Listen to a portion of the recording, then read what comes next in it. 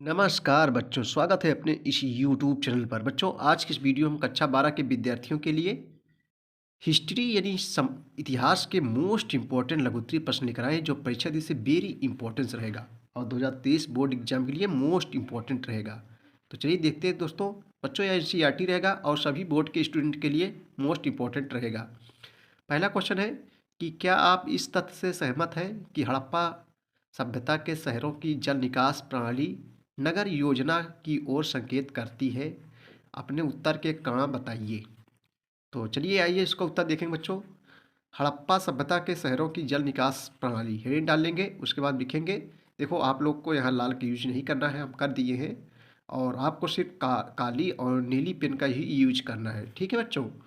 चलिए, हड़प्पा सभ्यता के शहरों की जल निकास प्रणाली।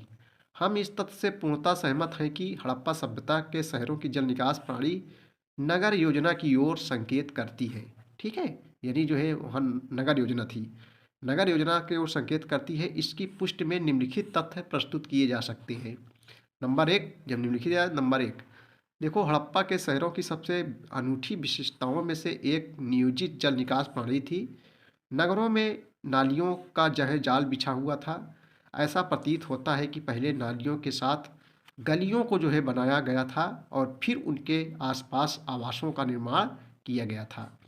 मकानों से आने वाली जो है नालियाँ गली की नालियों से जो है मिल जाती थी।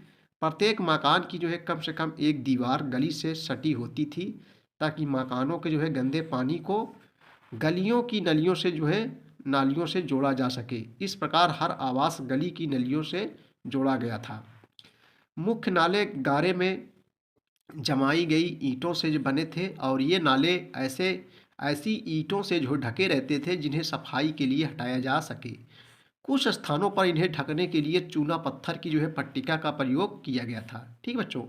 चलिए अगला क्वेश्चन लेंगे। क्वेश्चन नंबर नंबर 3 है इसमें कि घरों की नालियाँ पहले एक होदी अथवा जलकुंड में जो है खाली होती थी, जिसमें जो है ठोस पदार्थ जमा हो जाता था और गंदा पानी गली की नलियों में जो है बह जाता था। कुछ नाले बहुत लंबे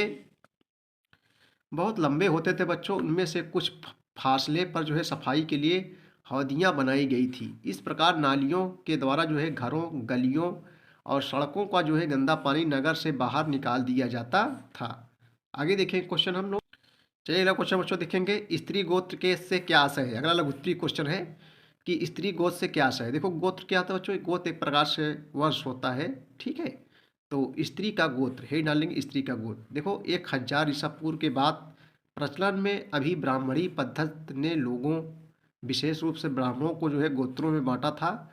प्रत्येक गोत्र एक वैदिक ऋषि के नाम पर होता था। उस गोत्र के सदस्य ऋषि के वंशज माने जाते थे। गोत्रों में दो नियम महत्वपूर्ण थे।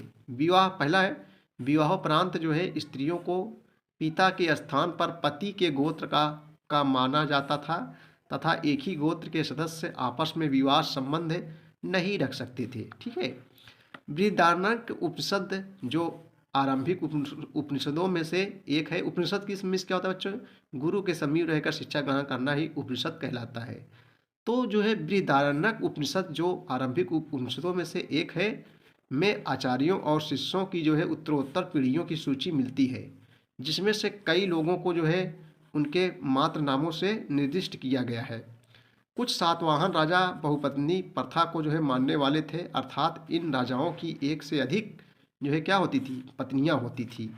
सातवाहन राजाओं से जो है विवाह करने वाली रानियों के नामों का विश्लेषण इस ओर संकेत करता है कि उनके नाम गौतम तथा वशिष्ठ गोत्रों से जो है उत्पन्न हुए थे, जो उनके पिता के गोत्र थे।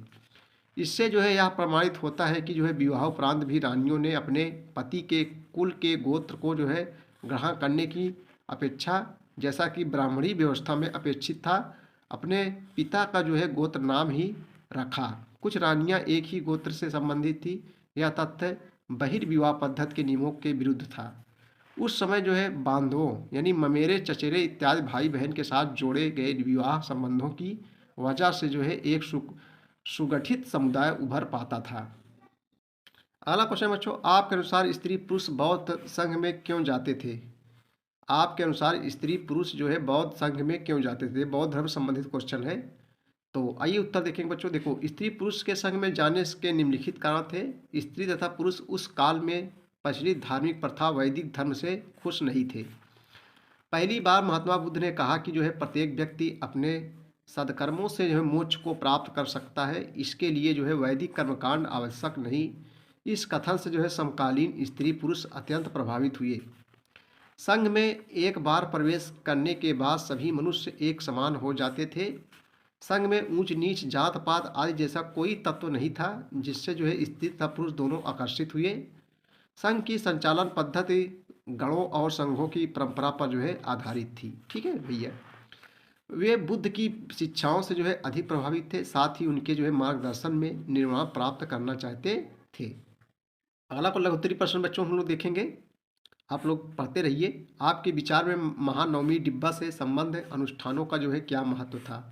आपके विचार में महानवमी डिब्बा से जो है संबंध अनुष्ठानों का क्या महत्व था, अथवा महानवमी डिब्बा से संबंधित अनुष्ठानों का जो है क्या महत्व था? आइए इसका उत्तर हम लोग देखेंगे। देखो, विजयनगर की स्थापत्य संरचनाओं की जो है विशिष्टता यह थी कि यह इसकी संरचनाओं का जो है नामकरण भवनों के आकार और उनके कार्यों के आधार पर किया गया था। महानवमी डिब्बा का नामकरण नवरात्र या महानवमी, नवरात्र आप लोग जो जानते हो जो 9 दिन होता है, नवरात्र या महानवमी के अवसर पर एक विशाल ऊंचे चबूतरे पर धार्मिक अनुष्ठानों के कारण हुआ। यह शहर के सबसे ऊंचे स्थानों में से एक पर निर्मित एक विशालकाय मंच था, जिसकी ऊंचाई जो है 11,000 वर्ग फीट के आधार से 40 फीट तक थी। ठीक है, साक्ष्यों से ऐसा प्रतीत होता है कि इस पर जो है एक लकड़ी की संरचना बनी थी और मंच का आकार उभारदार उत्कीर्णन से जो है पटा पड़ा था। यह एक सार्वजनिक संरचना या भवन था जहां अनेक उत्सवों के अवसर पर अनेक प्रकार के धार्मिक और सांस्कृतिक कार्यक्रम आयोजित किए जाते थे।